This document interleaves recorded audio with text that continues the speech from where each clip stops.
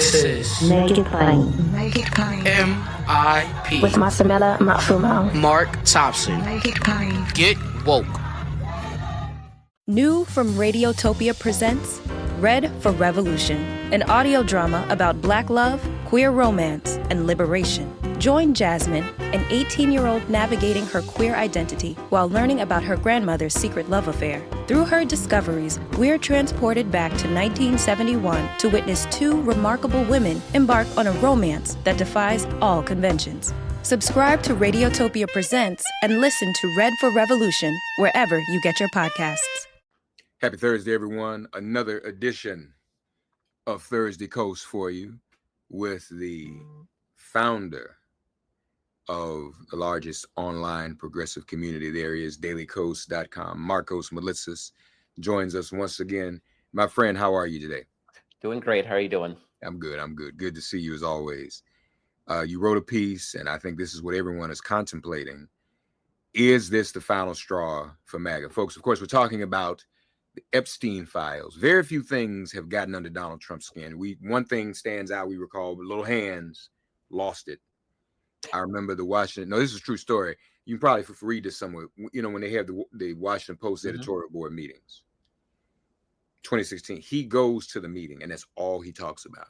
They want to talk to him about issues. He said, but look at my hands. Do my hands look small to you? I think it was Ruth Marcus who wrote that. She said, he kept asking me to look at his hand. Do my hands look small to you? I want y'all to look at my hands. I mean, he was gone. And we know.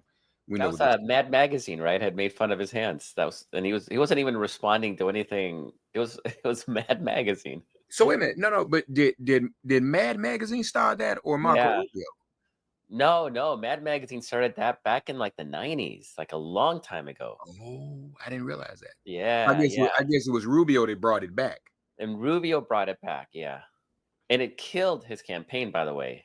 Republican primary voters did not like it. Yeah. But it got under Trump's skin. Now, obviously, the total meltdown over Epstein. Congress is in recess, right? That's still going on to avoid taking this up. And I saw a Republican on TV the other day. He said we had to vote. It'd be 500-1 to release the files. I said this dude's got to be exaggerating. I don't even believe that, but maybe he's not. He said it would be 500-1, Marco. So you're here. What is going on?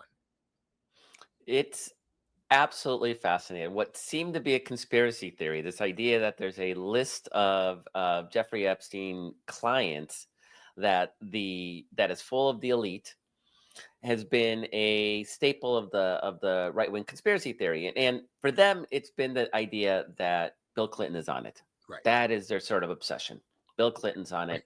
And Bill Clinton did hang out with Jeffrey Epstein. This is not a conspiracy, right? But obviously there's no evidence that he actually went to the island and had sex with underage women and did that part. Epstein was a schmoozer. He's very rich, powerful, influential person, and he used that to surround himself with people that gave him credibility.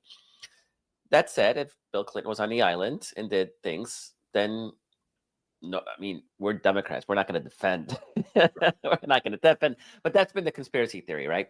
Now, we also know that Donald Trump was on Jeffrey Epstein's plane lots of times. If there is a list, Donald Trump is on it, right? This is not. Now, I think the notion that there's like a neat little list is still sort of far-fetched, right? But also, I don't know if you need to literally take the idea that there's a list, right? The fact is there was an island, there was guests on that island. He did illegal things. He was convicted, or he wasn't convicted. He was in prison, or was he convicted of trafficking young women? And Ghislaine Maxwell was obviously convicted for the same thing. Those underage women were trafficked for somebody. And it's kind of hard to believe that there is no evidence anywhere about who these people actually are, right? So that there's a kernel of truth in this idea that there's a list, right? And so Donald Trump, being Donald Trump, he rode that wave. He encouraged it. He promised to release the files and made a big deal about it in the campaign trail. once elected. Pam Bondi, the Attorney General, said, "I got the list right here on my desk." Now we find out, thanks to the Wall Street Journal, that as the files were on Pam Bondi's desk, turns out that Donald Trump's all over them. This is not conspiracy. This is the Wall Street Journal reporting this. Donald Trump's name was on the file. All of a sudden, Donald Trump doesn't care about the files. Why is anybody still talking about the files? It's an Epstein hoax. It's Bill Clinton and Barack Obama created this hoax to make Republicans look bad. He like threw all the greatest Donald Trump hits at this thing, but he did it all at once. Mark, it's really, really weird, right? Because he just threw it all out. Right. And he didn't do it in a way that brought along his base. And his base is obsessed with the Epstein files. It's QAnon. The core of the QAnon conspiracy theory is that there's a cabal of elites that are trafficking young women. That's sort of like the nut core. This is why they raided that pizza parlor in Virginia or Maryland, because they thought that Hillary Clinton had her den of underage sex trafficked women under there, and he went down there to like rescue them. Like, this has been sort of core QAnon, and there's a split. There are those who are trying to defend Trump. There was a Newsmax host last night that said that Maxwell may have been an injustice the way they railroaded her and convicted her, right? So they're trying to lay foundation for if Trump's name, if this comes out, if Trump's name's on it, then it's all innocent.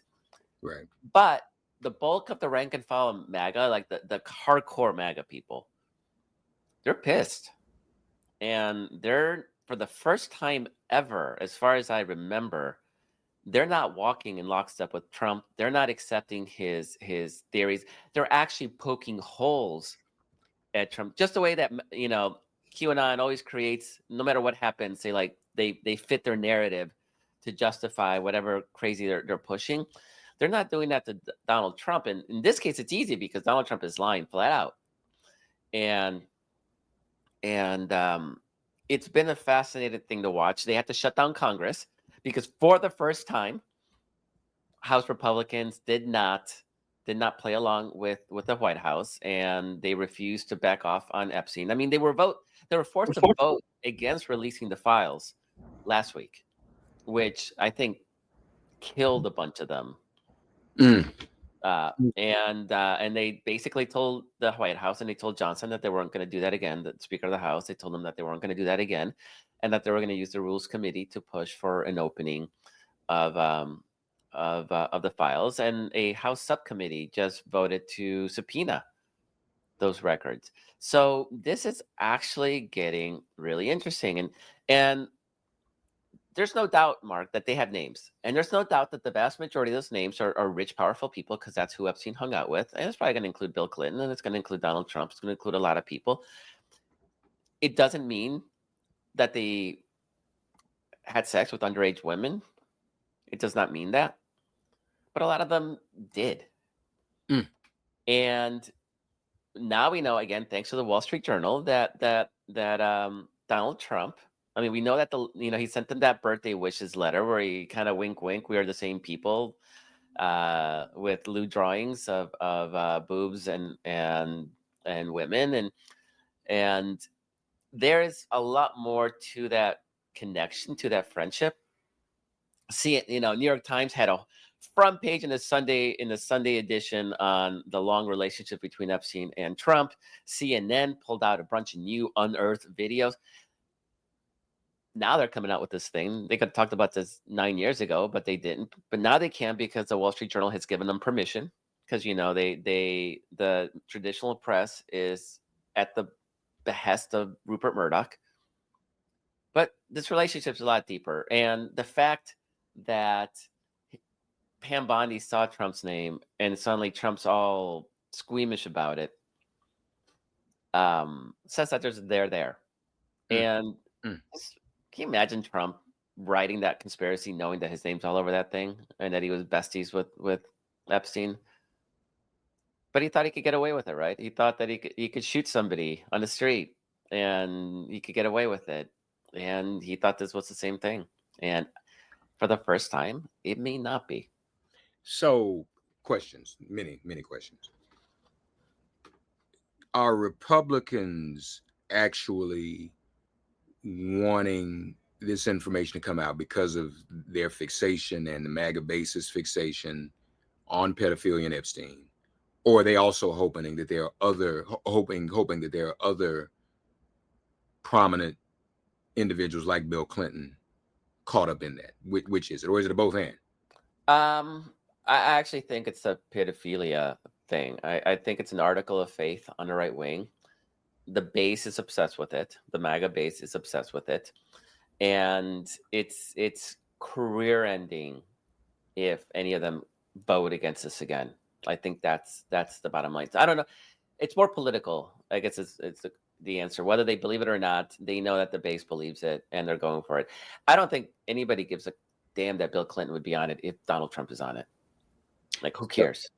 So next question then is there, since it's political and that you're saying that makes sense, it's a very plausible theory, is this, because politics is politics, is this a way for them to neutralize Trump's authority over them? You don't do what I want, I'm going to primary you. Does this give them some leverage over someone that really is supposed to be gone in a few years? Now, again, I don't think he's leaving. I've talked about that. Yeah. Let's say he's got to go. I mean, is this these guys' way of saying, yeah, we're going to make sure you're gone so that we can move on with our own personal political ambitions? So I hadn't thought all that way through, but Mark, that makes a lot of sense. That makes they're not. I don't think they're very happy at the big beautiful bill. How many of them complain about all the rural hospitals that were going to be impacted? And Josh Hawley, literally the day after it passed, introduced a bill that would rescind the Medicaid cuts. And so I think there's a lot of resentment towards Trump. A lot of them have ridden the Trump wave, right? And they're going to ride the Trump wave all the way to the end. But I think there's a lot of them that, Lisa Murkowski, who was promised things and then got rug pulled. I don't know anybody surprised, and especially her. But Josh Hawley was upset. West Virginia, both senators were complaining about how there's no state that sucks more resources out of blue state taxpayers than West Virginia. Right. And they voted for this, right? Right. So, and they did so because they were afraid of Donald Trump. They're afraid of Donald Trump. So, yeah, no, this might be the first sort of step. I mean, it's the first revolt. And the problem with this is that Trump loses either way, right? Is there any scenario in which Trump wiggles out of this one unscathed? Either he manages to arm twist Republicans into not releasing the files, and those Republicans are going to get wiped out next year. Like they don't need more headwinds than they already do, right? I mean, they already have enough headwinds. The public isn't liking Trump. They hate the big beautiful bill, and now they're going to add this to like depress their own base. And you got Elon Musk talking about primarying Republicans. Like, they've got a lot of things they got to face next year. Do they really need to deal with this? So either he suppresses it and his base assumes that he's on it. And I spend time on QAnon forums and subreddits and other forums. Bless your heart for that. And they are pissed, and it's actually been fun seeing moderators try to figure out how to squelch it, because the moderators are all in on Trump, right? And they're trying to figure out how to minimize the impact.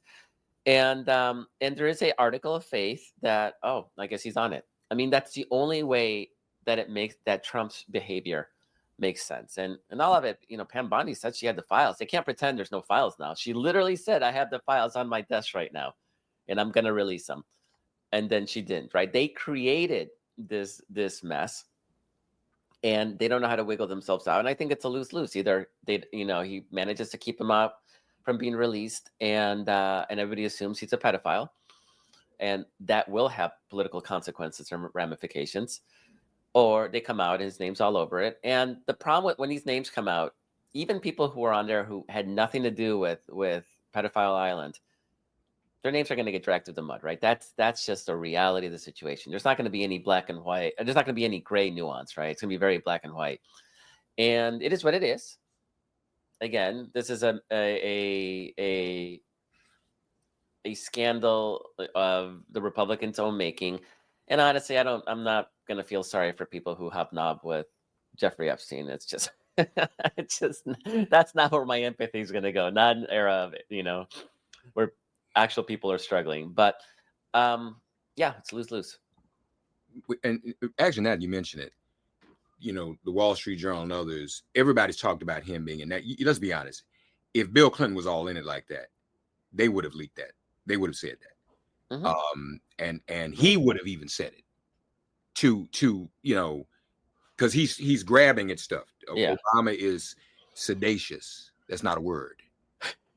I think he was trying to say seditious. Yeah. His Obama obsession right now is actually kind of hilarious. Like, talk about grasping at straws. So Obama is sedacious, y'all. Okay, so I mean, even that sounds a little sedacious. Even that's, I don't know. To me, that just sounds a little like it sounds like a sexual word. So you really look sedacious.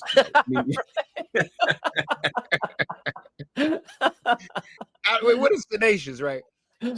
So yeah, man. But again, politicians are politicians.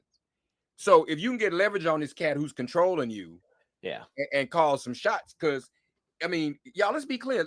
Again, politicians. Because he wants to be president forever doesn't mean there aren't 30 other people in the Republican Party who also want to be president someday. Yep. Right. So you don't wait till his bitter end to start planning that. At Arizona State University, we've made online education better, smarter, and more personalized so you can go further in your aspiring field. I decided to pursue medicine once I realized that ASU did have the online program for biological sciences. You're still required to learn the same curriculum. You're still being tested on the same content that anyone would be tested on in person. The comprehensiveness of the program prepared me so well for medical school. Explore over 350 plus programs at asuonline.asu.edu. I wish I could go back and find the guy. I got to look for it. But he was on TV last night, and he was a Republican. He said if we held the vote, it would be 500 to 1. So, Mark, and just to continue with this thought, the problem that Republicans have right now is that for them to win the 2028 presidential election, assuming there is a Republican primary, in order to win it, they got to have the MAGA base with them, right? You can't win without it. Right. And right now, the only way to get in its graces has been to kiss Donald Trump's ass, right? Like, oh, we're going to put you on Mount Rushmore, or we're going to put you on the $100 bill, or we're going to name the Kennedy Center Melania Trump Center, right? That's the only way they can really get on its graces and to vote with them. Like, you can't cross them. Now there's a way to create distance for the inevitable Donald Trump collapse and still sort of pick up that MAGA base. And it's to play to being the heroes of the Epstein saga. So right. Yeah, this really does undercut him in ways that ain't gonna serve him in the next. I think we're still in year one of his presidency. Are we still in half a year? Let's see. No, we're in the second half of the year, but barely. He's got a long way to go. Is it a done deal? Do you think that that they would really? I mean, that this could really turn, because the base, even nothing has ever turned the base against him. If it would have come out that he was doing something inappropriate or sedacious, you said pedophile island, man. I wasn't ready for that either. Oh my God. If it turns out he was on pedophile island being sedacious, what would his base, you think they'd actually be? I think they there's already, again, there's a guy on Newsmax last night trying to claim that Maxwell may have been a victim of rogue prosecutor, right? So they may start laying some foundation to flip MAGA to being pro Epstein. I don't see it working, Mark. I've been on their forums, and there's nothing they care more about this. I mean, it's sort of, they'll say like, I like what he's doing with immigration and the budget, but I can't support this. Like, it is such a core, deep obsession of theirs. And quite frankly, if they end up being right about it, and it was the scandal of this, this evil elite cabal who abused these women, I'm giving it to them, Mark. I'm saying you guys are right about this one. And whoever was on there, whoever was in the island partaking in that, like, let them burn. Like, nobody's gonna defend that shit. And if Trump was there, particularly and I think part of it is how he abused their trust, right? And they forgive a lot. It's kind of amazing how much they'll say, he lied about that, but I still support him. This is the one thing where they're like, he lied about it, and they cannot let it go. Yeah, that's really very, very interesting. If that were to be his downfall, and again, he's scared of it. Oh, he's clearly failing. And here's the problem. One of the big problems for Trump is that people are willing to overlook the consequences of his actions because he's the cult leader, right? Like, he can do no wrong. Once you pierce that veil, once that community hospital shuts down in a rural district, they're going to be a lot less likely to support him and to defend him when he is no longer that exalted, your Royal Highness, which he's been treated that way by the MAGA base. And I see it. I see how suddenly they're like they're a lot more critical of his actions in a way that they were really just willing to shrug off before and just overlook. Yeah. The other question I have: so, how long has the DOJ had the Epstein files? Might we mean to suggest that if they were there under Biden, if Biden had released them, Biden wouldn't have had to drop out? I mean, my guess, Mark, is that list is going to have a lot of Democratic donors, Okay, rich people on it. And so I don't think it's in any of their interests to see their buddy's name fairly or unfairly dragged through the mud. And the reality is that whatever list exists, probably the vast majority of them did not do anything illegal. Epstein showed up to fundraisers. People took photos with him. They took his plane doesn't mean that they actually had sex with underage women. The assumption's going to be, if such a list is released, that all of them did, and it's going to really destroy a lot of people's reputation unfairly. And I think that's what everybody is looking now. Why hasn't anybody gone after the people who were partaking in it? That's where the conspiracy theories can get in, right? The elite look out after each other. If your big donor is one of those people, you're going to look the other way so you can keep the checks coming, that sort of thing, right? Like, obviously there's different rules for the ultra wealthy than there are for you and me. But that's my guess is that there are big names on there, and nobody in power is interested in seeing that name released. And Trump, like, now he doesn't have an interest in it. Even if his name wasn't on it, you better believe a lot of his donors, supporters, Peter Thiel may be on that freaking list, right? Like, who knows who the heck is on that list? And he doesn't want that list released. Even if his name wasn't on it, I bet he wouldn't want it. His problem is that he promised to release it, because there's not a conspiracy theory that he hasn't been happy to jump on if it wasn't going to help him in the moment. And then Pam Bondi oversold it. Or maybe she didn't oversell it. Maybe those files were on her. I mean, now we know they were on her desk, and she realized Donald Trump's name were all over it, and that they couldn't release them. So, lastly on this point, where does this end, Marcos? Are they going to be able? I guess Pam Bondi is probably doing a lot of redactions right now, in case they have to release them. In case Congress says we're going to vote to release these. There was a vote to release in one of the subcommittees in the House. So yeah. I mean, but it hadn't come to the full floor, right? No. So if that happens, so I guess she's got to figure out how to do some redaction. Just have black marks all through them. I think I have found sedacious. You know I got to do this. Hold on. Let me see which one it is here. Yeah, I think I've got sedacious. Give me 1 second, y'all. Y'all want to hear sedacious? We just gotta, since I brought it up, we gotta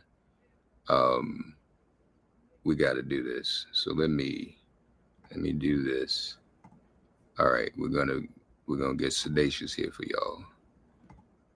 And then I have something else that's a little more controversial, but we'll decide whether or not we're gonna do that. All right, this is sedacious. Let me see if I can bring this up so we can hear it. Scandal in the history of our country, and you'll see exactly. We're going to add that to all the stuff that we found. It just confirms it. But what we found is even more so. Now, we found absolute. This isn't like evidence or this is like proof, irrefutable proof that Obama was sedacious, that Obama was trying to lead a coup. And it was with Hillary Clinton, with all these other people, but Obama headed it up. And, you know, I get a kick when I hear everyone talks about people I never even heard of. It was this one. No, it was Obama. He headed it up. And it says so right in the papers. Got everything. This is the biggest scandal in the history of our country. Everything's the biggest of the country, isn't it, Mark? Biggest scandal in Everything. the history of the country. In the history of the country, y'all. Yeah. Unbelievable. Sedacious. Obama. Okay. So we're gonna do two things here. We're gonna make an editorial decision. South Park had a really ugly segment on all of this last night. And now that I say it out loud, maybe I was gonna share it, but maybe I shouldn't, because it's very, very graphic. It's hilarious. It's so I'm good. saying, Mark may not show it to you, but y'all go look for it. It's Marcos, you want to show it? All right, so I'm gonna do this with a disclaimer. It is it's pretty bad, y'all. It's pretty bad. So if your constitution is sensitive, you may want to just look away for a moment. Make sure get all the children out of the room. School's out, so I know kids are home. I'll do it. I'll share it. And it's an AI generated naked Trump. So you know how stomach churning that's gonna be. We're adults. We're adults. And everybody else does stuff to go viral. Why can't Marcos and I for a change? Huh? Why don't we just do what everybody else does? Okay. So hold up. Let me see if I can pull this up. This is it. Are you doing the full segment with the lead-in or just the desert scene? I think so. I got this off of Blue Sky, so I think this is probably about as full as I can get. Hold on. Let me do this. I'm gonna get this set up. And yeah, that's the full. But that's okay. That's the full one. Okay, here we go, y'all. This is y'all get ready now. I warned you. You need another second or two. All right, so here we go. It's about a minute or so, but here we are. Faith in Christ. We're bringing back Christ.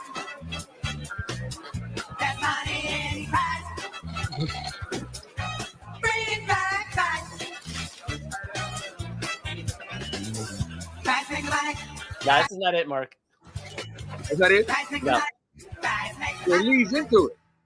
Here we go. Mr. President, a lot of your supporters are starting to turn against you. Hey, tell them to take a rest. Sir, can you please talk to them? They're really riled up. All right, give me that. Hey, relax, guy. Yeah, hi. What do you think you're doing? Our children are being told that they have to sit with Jesus at lunchtime? Listen, buddy, you just need to relax. All this protesting makes me look bad. Just take a rest. Well, no, we're not going to give it a rest. All the people here in South Park want some goddamn answers. All right, then I'm gonna sue your whole town. You got that? Yeah, so that Stupid idiots. Think they can mess with me, huh? Hey, Zane. I'm not in the mood right now. Another random bitch commented on my Instagram that you're on the Epstein list. The Epstein list? Are we still talking about that? Well, are you on the list or not? It's weird that whenever it comes up, you just tell everyone to relax. I'm not telling everyone to relax. Relax, guy. No, I need counseling.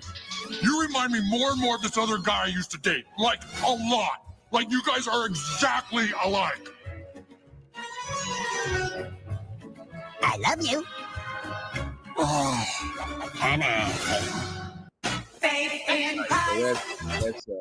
that's the let me turn this off. That's the episode from So Mark, South you're Park, last night. Mark, you're coming in kind of muted. I'm sorry.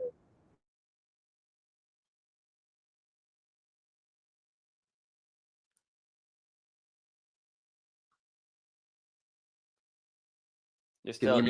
here. That was South Park. There we go. I'm So sorry. that's the setup though. So at the end of the episode, Trump sues South Park. They cave like everybody else has been caving, and part of it is that they have to say nice things about Trump, and that's the piece that is actually. Have you seen that piece? I haven't seen that one. Okay, I need to find that. Oh no, that's the one it's That's an the one. AI generated Donald Trump walking Oh. through the desert naked with a small penis. Oh my God, I didn't see that. Really? Yeah, no, that's the one. That's how it ends. Wow. So now I don't know if I can get that one, but so here's my question. What are your thoughts about Colbert? And how that went down? I mean, that's glaring, man. That's what these people are doing in terms of caving to him is unbelievable. Yeah. I mean, that's what it is. It's infuriating. And we just saw Columbia University do the same thing, right? Yeah. And so I mean, I'm over it. I'm really over everybody caving because there's just no reason for it, Mark. Just freaking fight. Like the legal system will grind on. Like he won't be president forever. But they can't. They can't do it. Everybody caves. Well, you know what I think. And it emboldens him. This is what I think. I think what they're thinking is he's leaving soon, so let's just pay him off, and then he'll be gone in a few years, and we can go back to what we were doing. That's kind of what I'm getting from what people are saying and doing. But I don't know. You're not building a resistance. Let's say he does leave. Are you building a resistance for JD Vance? Right. And are you going to tolerate this from a next Democratic president? Right. I mean, the Supreme Court, who's basically said that Trump can do whatever he wants. I mean, day after day in the shadow docket, the conservatives on the court aren't even bothering to explain how Trump can fire members of a commission that are set by statute, not even by statute. And the majority is like, they're not even, because they can't justify it, right? So they just shadow docket it. They just basically sign off and say Trump can do it. And are they going to do this with the next Democratic president? Because they're creating some real precedent here that's going to dramatically change the face of our government. And quite frankly, when we have a Democratic president, we're going to be asking that Democratic president to use those powers that Trump established. They try to go back to this, we're going to go back to the old norms. Ain't going to have that. Ain't going to have that. If this is the way the country's run now, it is the way the country's run now, and that applies for Democrats too. And that includes all these media companies that are caving and creating special conservative content for Donald Trump. That's a new reality. That's a new reality. Get used to it. And quite frankly, that's dumb. Why would they want that? Yeah. Not to mention, I thought communism was bad. I thought government control over businesses was bad. And I hear Republicans just tolerating Trump telling Washington commanders what name they should have, what team names should they have, what their policies, what kind of executives they can have on their boards. I mean, this is complete and utter disregard for everything that conservatism ever stood for. And okay, that's the new rules. That's the new rules. But those rules now apply to everybody. And there's no sense from Republicans that they're setting a precedent that is actually going to come and bite them 10 times as hard next time. And it's like these are buy-offs. I mean, he's working this. He's getting money from people. He's getting payoffs because everybody's afraid to go to court against him. So they just pay him off. What Columbia gave? How much money did Columbia give him? 200 million. 200 million. Insane. So Mark, I'm texting you it's from an Instagram account, but I'm texting you the clip of okay, wait a minute. If you wanna, this is the one that's actually legitimately bad. This is so bad, y'all. Hold on, give me a second. Let me see if I can pull this up. No, wait a minute. I think I know what to do. Yeah. So y'all, we're being bad today. It's what the kids call being messy. We're being messy. Your kids ever say that, Marcos? Being messy. No, they don't. I'm sure they do. You just haven't heard it. That's what probably. That's what all the kids say. Okay, so let me see if I can share this one, y'all. I just need to see something here. Meanwhile, while I'm doing that, y'all,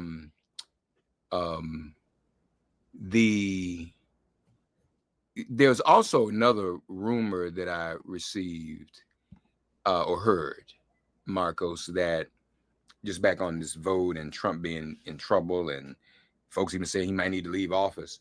There's a group of MAGA and Republicans who want JD Vance to be the president. Mm-hmm. I heard that just last night. So that's they kind of dig him, this up and coming type of thing. I don't know why, but my God, Yeah, no, JD Vance doesn't have the charisma that Donald Trump does, or that weird magical ability to get people to do his bidding and ignore his frailties. And nobody does. Trump is really a unique, atypical figure. And thank God we don't need more Donald Trumps in our world. All right, so Marcos, you're telling me this is X-rated, right? For the most part. Not X-rated, but R. And it's an AI video of Donald Trump in the desert with a small penis. It's actually hilarious. And it really makes fun, right? Because the premise is that South Park, they protest. Donald Trump sues them because he sues anybody that's critical of him, and then they cave. So they have to do they have to pay millions of dollars to Donald Trump, and then they have to do pro-Trump messaging. So the video is a pro-Trump message, but South Park style. So it's actually really, really funny. And so, I didn't do this. I'm just sharing it. By the way, I don't know if you noticed either, Mark. Did I send this to you? So Midas Touch went back about 10 years ago and found my old clip when I was on SiriusXM interviewing Uncle Luke of 2 Live Crew, who described being in one of those parties with underage girls. Oh. I didn't re-amplify it, and I'm gonna tell you why, because I don't think Midas Touch went through the whole thing. He gave a description. We went to a commercial break. We negotiated him coming on the show. He's on the phone. We went to a commercial break. Some of you may remember this. And Luke hung up the phone. And I called him. I was like, what happened, man? He didn't want to talk anymore. He got to a point, and I was going to get more. And then I don't know whether somebody texted him and told him to shut up, but he literally hung up in the middle of the interview. Wow. He disappeared. Now, what he said was troubling enough, and others have used it over the years, but Midas Touch, if you go to Midas Touch on Instagram and Blue Sky, you'll see it. But it's me in my image, talking to Luke he's on his phone. So, you all can check that out. Okay, so listen, I'm going to try to do this. We're going to go with South Park. So y'all brace yourselves. I didn't see this one. I saw the one I shared earlier. So this will be something for me to behold as well. All right, y'all ready? So hold on. Let me get this just queued up just right.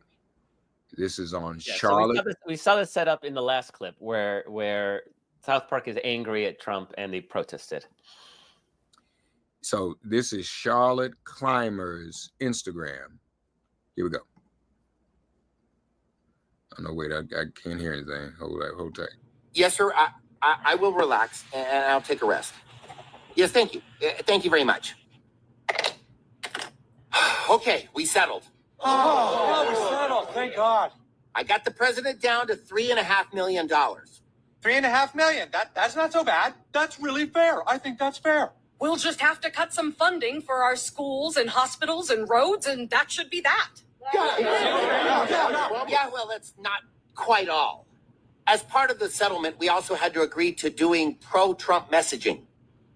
How are we supposed to do pro-Trump messaging? Oh, come on, guys. We're South Park. We can do it. Yeah, We just gotta work together.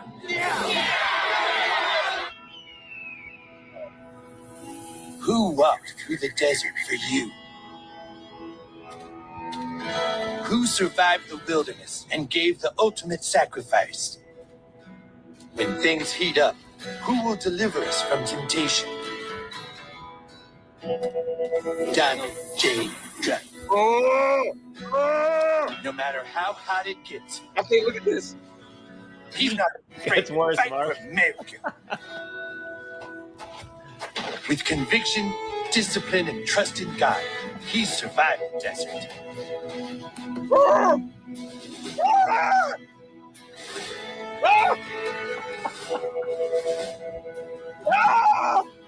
I'm Donald J. Trump, and I endorse this. Trump. Oh my God. His penis is teeny tiny, but his love for us is large.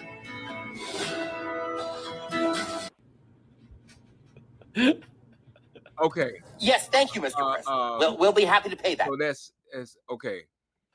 Okay, Marcos, that was a lot. That was a lot, man. Oh my God.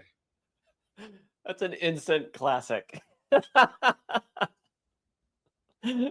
Has he said anything about South Park? No, if anybody's maybe they won't tell him. Maybe they won't tell him.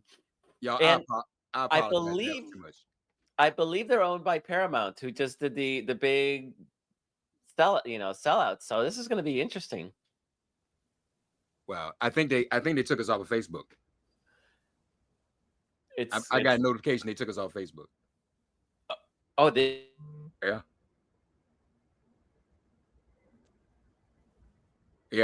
I think they took us off Facebook. Yeah, I just got a notification. Wow. What's the reason? Copyright? No, I guess just might have been that or what we were showing. I don't know. Oh my God. Yeah. South Park is rough. For anybody listening, yeah, it's literally an AI generated Donald Trump walking in the desert, taking his clothes off, and then with a tiny, tiny little penis. Yeah, they're gonna definitely have to pay. They're going to pay for that. Okay, moving right along. So you all know, Joy Reid and I, guess about a week ago, did a segment on the election.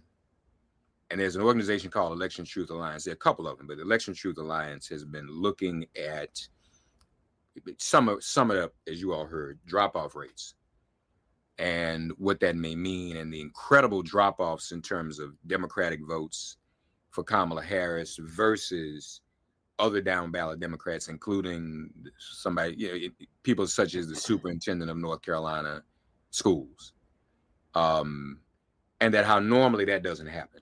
There's some drop off, there's some gain, but it's never just. Marcos is my friend, and I'm never, one thing I will always pride myself on. I'm not afraid of being held accountable myself.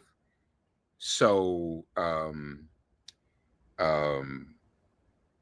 Facebook removed your video. Somebody texted me, but I saw before they cut it off, you may be in Facebook jail. Wow, that's interesting. Very interesting. So yeah, they did take me down.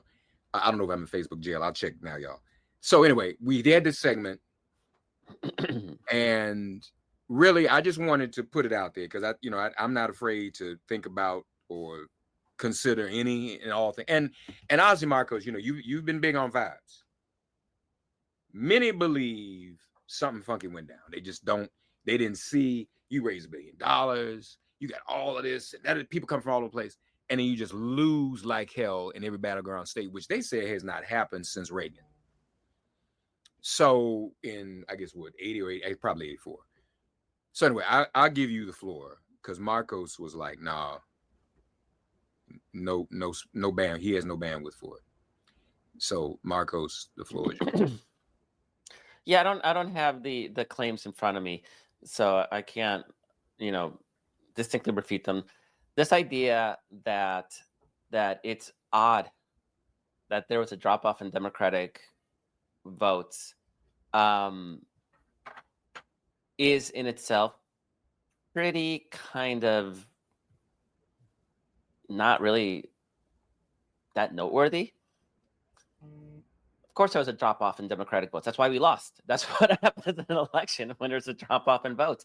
It was pretty universal. It was about 6 points in non-battleground states, and there's about 3 point shift in battleground states, which just sort of points to the fact that a ground operation is worth 2 to 3 points, and Trump didn't have a ground operation. We did.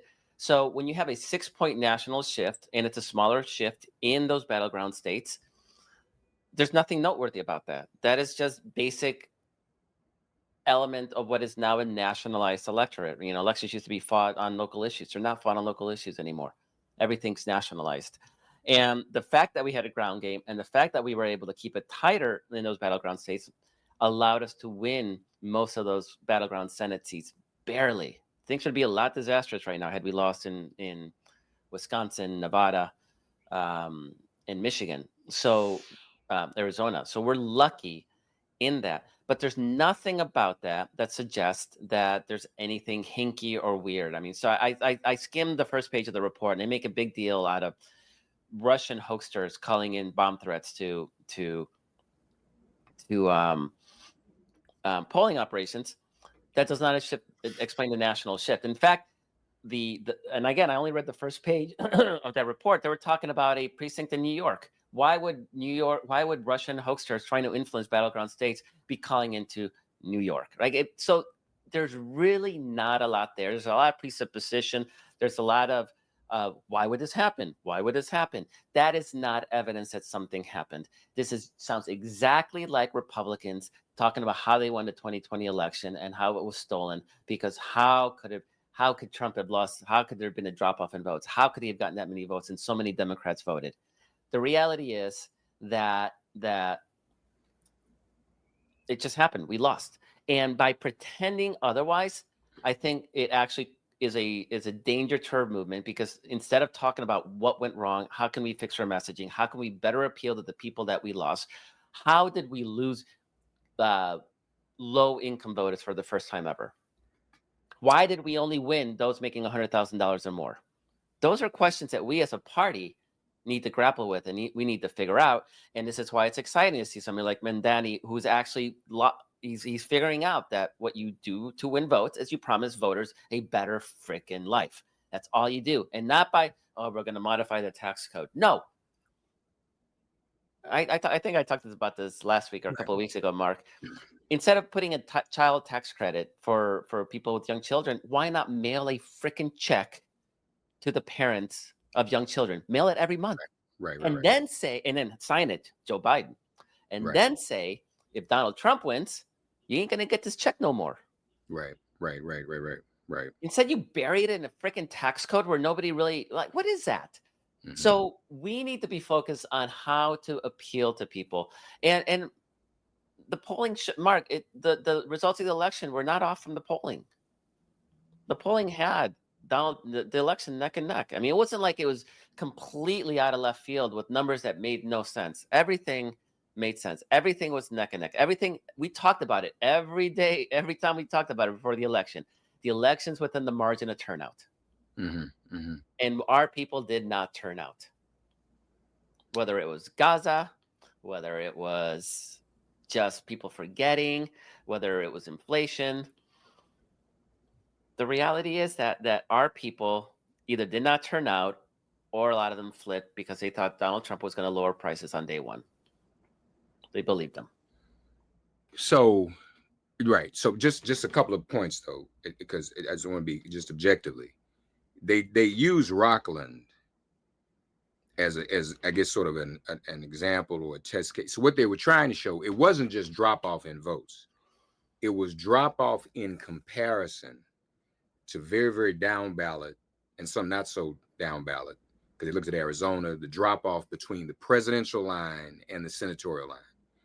in North Carolina, the drop off between, and I think Rockland, it was a drop off, a tremendous drop off between Harris and Gillibrand.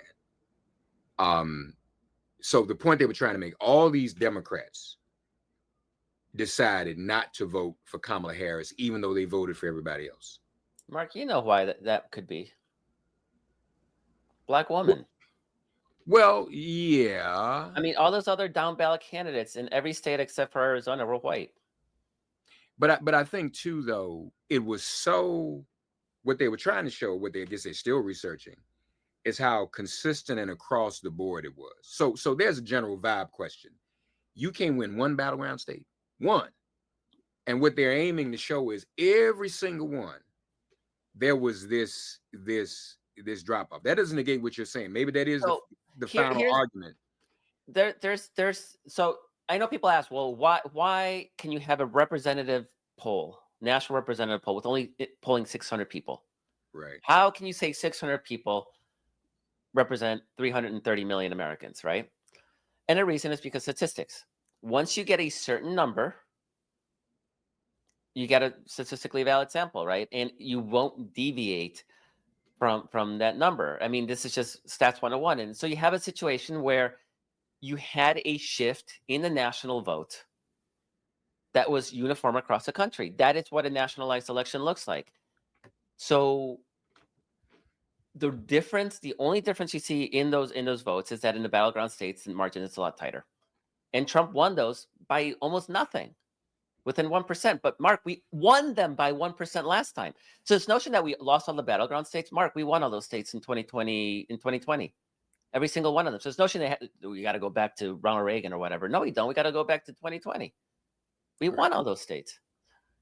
Okay, so that's fine. But here's the other thing that they're theorizing and researching, not definitively yet. Yeah. Whether or not, and this goes back to Rockland County, whether or not, and I think you'll agree with this, that's why a lot of us and a lot of people say paper ballots. What they're wondering is there a way to do digital ballot stuffing? Uniform across every jurisdiction across the entire country, when they all have different ballot boxes, different software, different election mechanisms, different election. Well, not necessarily. No, Mark, no.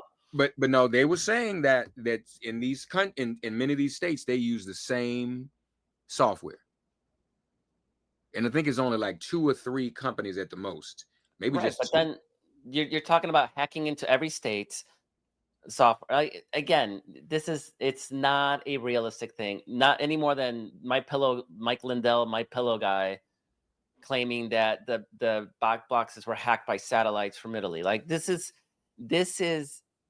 We lost the election. I know this is hard for people to see, but there was a national shift of 6 points, uniform across the country, 3 points in battleground states because of our turnout game. It's just math. And the idea that we won all the battleground states in 2020, except for North Carolina, which we haven't won since Bill Clinton, right? Or Obama, since Obama. So and North Carolina is sort of hovering on that like light red. But other than that, we won all those states in 2020. We lost them all in 2024. Right. So there's nothing magical about losing all the battleground states. That's why they're battleground states. And when you have a national shift and we have a very nationalized election, that is perfectly not just plausible, but that's how you would expect it to look. There's nothing about the way the election results starts to go, whoa, this is like really up. Like suddenly, like Michigan, we lose by 15. But even that happens, right? Obama won Indiana in 2012 and then lost it by 10 points in 2016. Shifts happen. Doesn't mean it's nefarious. It just means that we had a shitty situation with inflation, and they took advantage of that. Well, last thing I'll say on this, again, it's the vibe. It's things that have been said. Trump said days out, he had it in the bag. Elon told him that. Elon and him fall out, and Elon's pretty much telling everybody, yeah, well, I did him a solid. So I guess it's just that when you look at some of these, they call them anomalies. Trump said he had it in the bag in 2020 and he lost. And Elon Musk spent $280 million. That's his solid. I mean, again. So this is where I come down. There's a thing called projection. So when Trump and Lindell and the insurrectionists say the election was stolen, well, we know it wasn't. But that's been their history. They project they're being treated in a racist way. So if they can project anything, I think we don't necessarily need to allow ourselves to be neutralized in stuff that might be real. Not that there should have been an insurrection in January, but I think it hurt Democrats for everybody to be sitting up there acting like everything was normal. That we can agree on, right? Like we can agree. I mean, even Joe Biden has said I should have signed the COVID checks. Right. That was he called it stupid. That was stupid. I should have learned from Donald Trump. Like those are things that we suck at. Like pretending that we'll be rewarded by following tradition and being taking the high road. And Michelle Obama's old famous like they go low, we go high. Like we do not get rewarded for that. That's the problem, is you got to run politics in a way that that people see the benefits of why they should be voting for Democrats. Don't stick the child tax credit into a tax credit in the freaking, most people don't even itemize. Like it doesn't even benefit most people. They don't itemize, right? Don't be doing that. Send them a freaking check. If it's important to help a young mother, and it is, we should be helping young mothers with their children. Send them a check. And so they see, when Democrats are in power, they help. Yeah. And if Republicans win, they're going to cut this off. Now I got a reason to vote. So speaking of segments being taken down, I'm just putting what I receive out there. So Facebook took us down for that segment we just aired on this show today. It may get taken down elsewhere. People on Facebook are texting me now. I saw it and it's gone. The segment with Election Truth Alliance, TikTok took me down. I guess, they thought. So see, again, that's part of the problem. They can say whatever they want to say, but if we say something, even raise a question, that's invalid. And we can't talk about at all the possibility of something tricky or shaky going down. But I don't disagree with anything you're saying.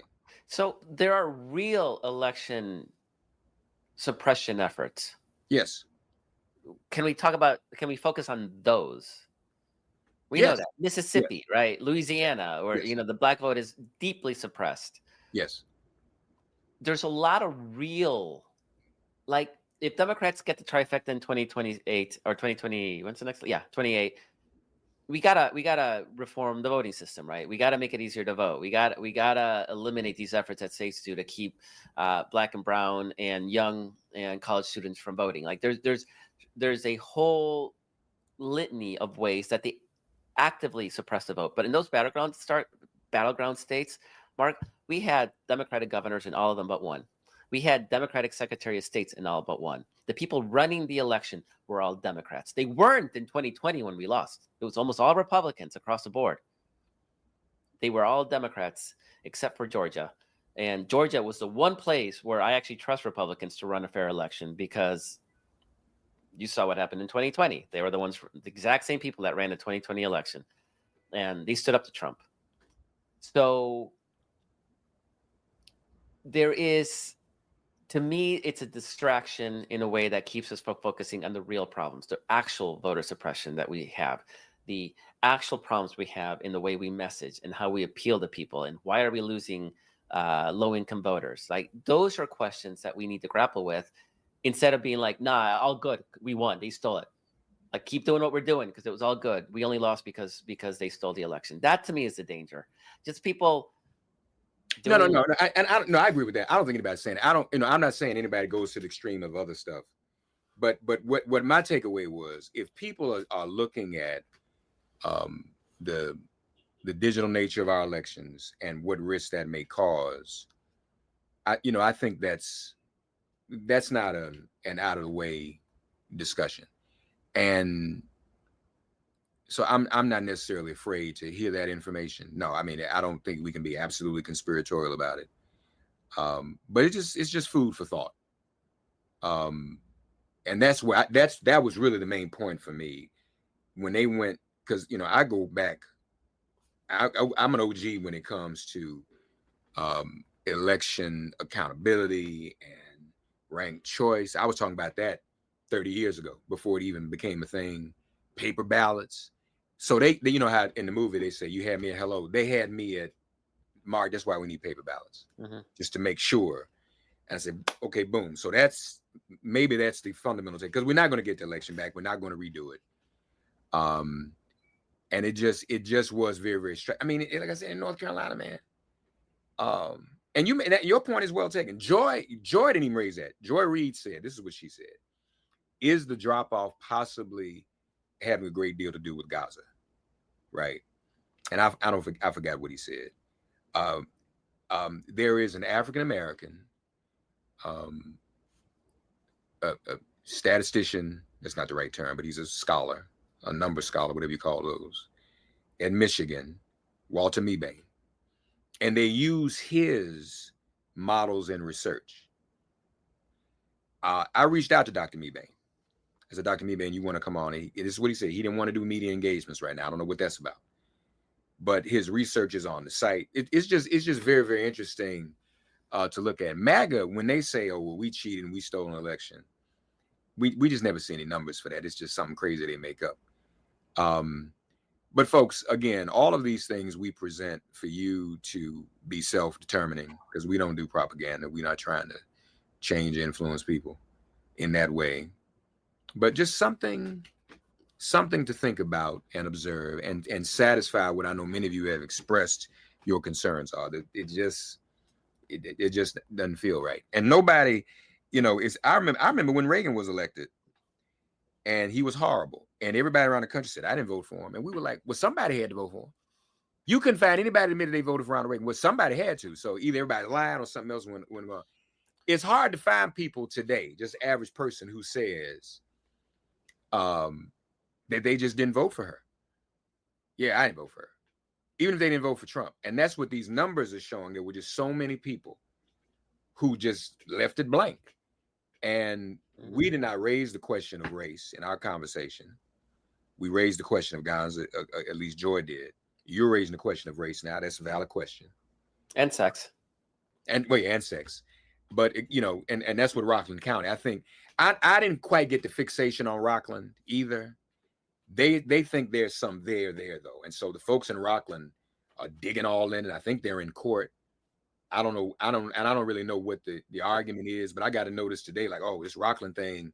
So I don't know what smoking gun is there. But folks, just to be clear, Kirsten Gillibrand won that county, and there was a tremendous drop-off for Kamala Harris. And what they're saying in a Democratic county like that, why would that many people do that? So to be continued. Maybe there's no there. And I'm not suggesting, I'm not signing myself to saying that the whole thing was stolen like that. I'm not saying that. I'm saying it doesn't harm, it doesn't hurt to hear what people have to say in the race. And that was just kooky. It's kooky, but this didn't seem too kooky to me. It just they had the University of Michigan scholar, all of that. So yeah, I mean, just bottom line, if there was an effort to steal an election, it wouldn't be in New York City or New York State. There's nothing there. Right. So I mean, if they were talking about Oakland County, Michigan, it's a different story. Well, no, but I think they were trying to show not so much that Rockland County is an example of the thing was stolen, but is Rockland County a place where there was some type of mechanism or some type of electronic operation that did ballot stuffing? I think that's all they're looking at. Like, how does that, and anywhere they see these anomalies, they want to investigate and say, is this legitimate? Were these paper ballots? I think that's what I took away from the Rockland County piece. It was more of that. I think it's a combination of race, sex, Gaza, apathy, with people feeling pinched by inflation and feeling that Biden and then Harris weren't really talking about inflation. In fact, they were declaring victory on the economy because we had the lowest inflation in the industrialized world and we had the lowest employment. So it was sort of a disconnect with how people were feeling in what the rhetoric was. I think there's a lot of those pieces, and each one might be a sliver, but you add them up and you get the 6%. Fair enough. The shift. And the shift actually impacted Democratic candidates. I mean, we lost the Senate race in Pennsylvania. So it wasn't just them. So there was a national shift. And then you had the undercount was, we're talking 1%. I mean, it's not, I mean, Trump won it by those battleground states by half a point, and we won those Senate races by half a point. So we're talking a 1 point shift. So the undercount's 1%. I mean, this is not a ridiculous number given the fact that she wasn't a white male candidate. If she had been, I don't know, Kate, what's the guy from Shapiro, Shapiro, the governor of Pennsylvania, who is pretty popular in Pennsylvania, probably would have looked different, I think. And that's still sort of the hard reality that freaking sucks. Like, Harris would have been a great president. I thought she was a great candidate, and not perfect, but I thought she was a great candidate. And people talk shit about her. I actually thought she did a great job. You say it might have been different if Shapiro had been on the ticket, is what you're saying? No, had he been the presidential nominee, like a white guy. I mean, he's Jewish, so maybe he would have had some Jewish anti-Semitism things to deal with. Who knows? But the reality is still that I think that in 2020, Joe Biden's probably the only one of our nominees who would have beat Donald Trump in 2020. I was a Warren partisan, but I think in the end, a woman or a gay man or a black man or a black woman would have lost to Donald Trump. I think we're still at a place in our country where we're so divided. So the partisan split of the country right now is 49% Democratic, 48% Republican. This is Pew data. We're 48% country. All you need is 2% of racists or misogynists or anti-Semites or whatever to cost us an election in such a 50-50 divided nation. That's kind of the look at that. I worked for election in North Carolina. There were a number of young white women, young African Americans who voted for Trump. Now, the numbers weren't huge, but they were enough to shift. This is why I say, Mark, right now we're a 49-48 Democratic country. We shift 5%. We don't need to convince all the MAGA people, the cultists, they're gone. We shift that 5%, and suddenly we're a 43% country. That's a 12-point cushion. And then you can absorb a 6-point national shift towards the Republicans, and we still win. It's just 5%, 5 points. We just move it over 5 points. And that can be from either disenchanted Republicans who were like, oh, I thought he was going to lower prices. And in fact, inflation went up. It could be people who didn't vote because they didn't think it mattered. And now they maybe realize it matters. How do we get 5%, a 5-point shift? So we go from 49-48 to 54-34, 54-33. How do we do that? That's all it takes. Because right now our country is moving on these tiny little fluctuations. And so we run a black woman candidate, we lose 2 points because of that. Oh, who cares? It's 2 points, only 2% of America. That's not a lot of people. When it's 50-50, it's a lot of people. It's enough to cost us the election. And I suspect same thing with a Jewish candidate, with a black man candidate, with a Latino candidate. All the rumors are that Ruben Gallegos wants to run for president. I'd love for him to run for president. He's a brown man. We're going to run into these issues as long as we're a 50-50 country. How do we shift? And I think focusing on delivering to people. Trump ran on, I'm gonna save you money on day one. He didn't deliver, but that's what he ran on, right? Candidate's first job is to get elected. That's what Mamdani is doing.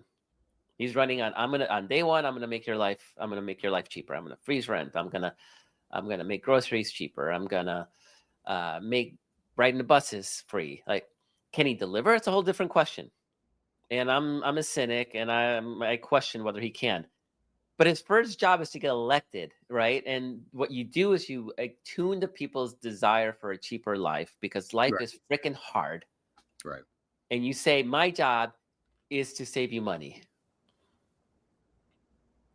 That's the first time, and Democrats haven't done that.